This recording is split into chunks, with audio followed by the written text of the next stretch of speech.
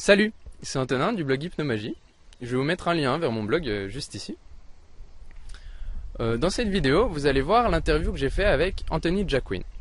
Alors pour ceux qui s'intéressent déjà un petit peu à l'hypnose, vous avez très certainement entendu parler d'Anthony. C'est un hypnothérapeute anglais assez connu. Il fait aussi des formations et il fait un petit peu d'hypnose de spectacle. Donc j'ai eu l'occasion de rencontrer Anthony à un de ses séminaires à Paris à propos de son Automatic Imagination Model. Il faut savoir qu'à la base c'est quand même plus orienté pour l'hypnothérapie, mais il y a aussi énormément d'informations très utiles pour les gens comme vous et moi qui s'intéressent à l'hypnose de rue ou l'hypnose impromptue, appelez ça comme vous voulez. Et Anthony s'intéresse aussi également au mix entre magie et hypnose, donc c'était très intéressant pour moi de le rencontrer. Alors à la base on avait prévu de faire une interview un petit peu plus longue, plutôt d'une demi-heure, mais il s'est avéré qu'il n'avait pas beaucoup de temps ce jour-là. Donc l'interview dure 10 minutes, c'est juste pour expliquer que j'ai dû un petit peu improviser pour les questions. Mon anglais aussi est plutôt moyen, mais malgré ça il y a beaucoup d'informations très utiles et je vous encourage à regarder cette interview et à suivre les conseils donnés par Anthony. Et sans plus attendre, voici la vidéo.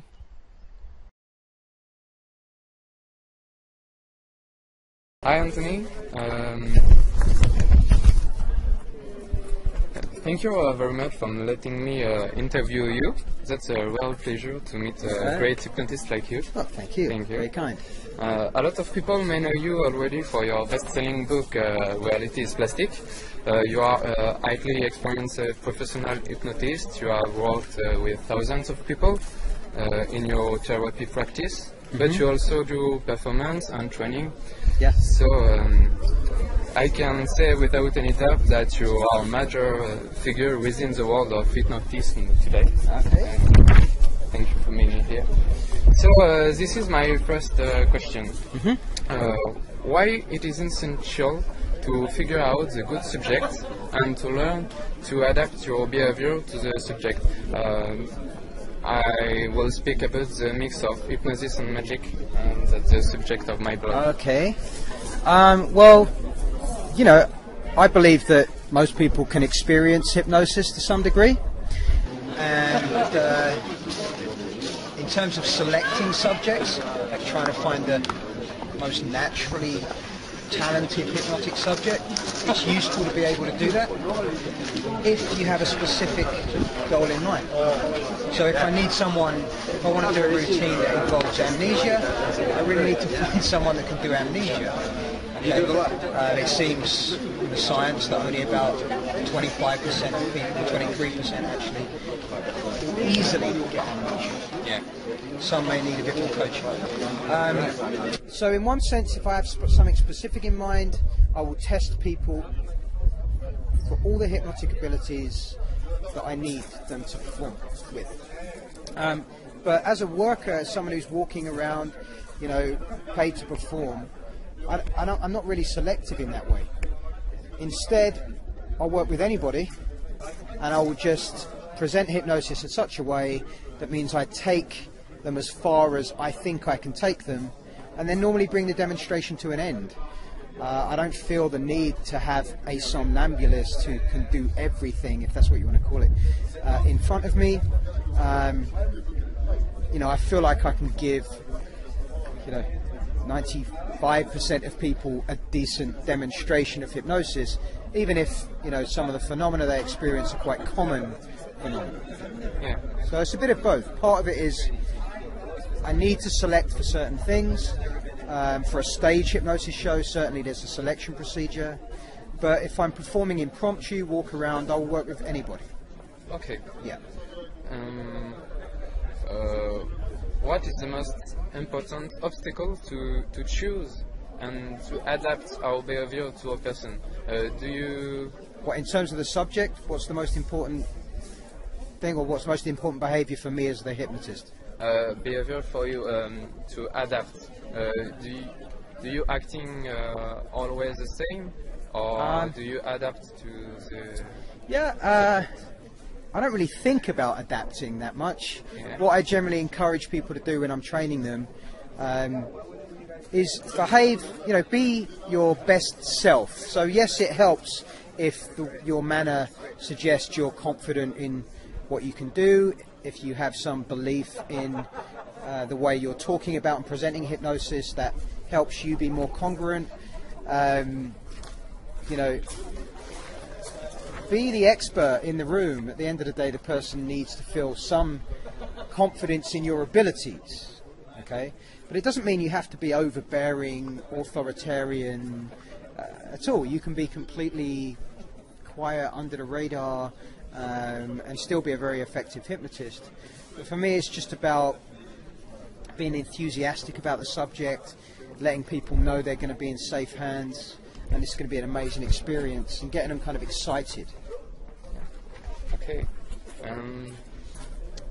For you, what is a common mistake that beginners make when when they begin in hypnosis, in impromptu hypnosis? There's a number of pretty common mistakes. One big mistake is that people focus on the technique and the words, like they're magic words, or that one induction's more effective than another induction. They're all exactly the same as far as I'm concerned. They're all going to end up in exactly the same place. So stop searching for the holy grail of techniques. I spent years doing that. You don't need to do that. The second thing is a lot of people try and flex their inductions to suit their subject. Again, I did that for a long time. I think it's unnecessary. I think you should master an approach, an induction, and deliver it again and again and again until your words start to flow and your actions start to follow, and then you mean what you say. Another huge mistake is that very often if people are doing inductions, when they do one, they sort of stop and think, are they hypnotized? And they lose a bit of confidence in what they're saying. There's no need. I actually think I imagine the induction doesn't do anything. It changes nothing, and it's just another suggestion, and I'm going to follow it with some more suggestions. I could go on. They're the big ones. Okay. If you are one more. Well, the other thing is looking for the perfect subject. I've been doing this for 15 years. I can't tell who will be a good subject and who will not be a good subject until I start the game. So I used to walk around and think, you know, are they going to be good? Will they be good at this? And it's a waste of time. Test your work as quickly as you can. Okay. Yeah. Okay, thank you. Can you explain who your products are made for and where we can find them? Okay, yeah. Well, I wrote a book called Reality is Plastic. We have 2 DVDs focused on teaching you how to hypnotize. So you could start with any of those products with no prior knowledge and learn to hypnotize. Reality is Plastic is specifically geared toward impromptu hypnosis. That means being able to do it anywhere, anytime. It's not specific to stage or specific to therapy, but it's useful for both. The Manchurian approach, once you get past the hypnotizing bit, is specifically geared to magicians, for people who have an interest in creating magical effect using hypnotic suggestion. So if you can still learn from it if you're not a magician, but it's aimed at magicians. The Trilby is aimed at anyone else, so there are no tricks, there's no mixing with magic. It's about catalepsy, hallucinations, amnesia, routines with money, routines with laughter, post-hypnotic suggestions. That's kind of our flagship DVD. That's the product, you know, we're most proud of. It's the best quality product on the market in terms of film, edit. You know, you see 5 different performers in there, pro performers doing this in impromptu situations, sticking to the system that's taught. So we also have one theory product where we talk about automatic imagination. This is our extension of the cognitive behavioral model of hypnosis. Rather than it being state-based or special process-based, it's really about, as I say, how you're using your brain when you're hypnotized. More importantly, how you're using your imagination and how you're relating to that. So if you want to learn how hypnosis works, from our perspective, Ripped Apart is a CD that explains that. We have a couple of other magic products. We have a secret area on the headhacking.com product page just for magicians. There are some other bits and pieces in there I won't talk about here, but really good third-party products for mentalists. Yeah. Okay, thank you. So we don't have a lot of time, so I switch to the last questions. My blog subject is magic and hypnosis. Can you describe an effect that will meet these two elements? And my challenge will be to do this effect within the following days and to post a video on my website. Can I describe an effect that mixes magic and hypnosis? Yeah. If I were you, I would go for something really simple. I'd ask the person to pick a card. I'd ask the person to place it between their hands or place their hand on that card on the table. Yeah. Your aim then is to stick their hands together or stick their hand to the table to the point where they cannot remove it. When you release it, their hand unsticks, the card is now a different card. Simple. Okay, thank you. Do that. I will try that. Thank you very much for your time and for sharing this valuable information. Pleasure.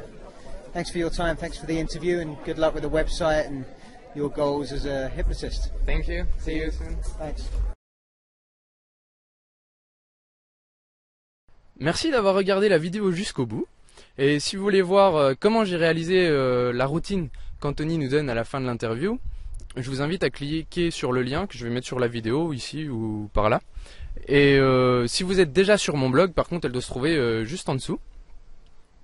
Je voulais aussi préciser que je n'ai aucun lien d'affiliation avec les produits d'Anthony. Je vais même rester neutre sur le sujet et je préfère vous laisser vous-même faire votre avis. Et on se retrouve tout de suite dans la deuxième vidéo.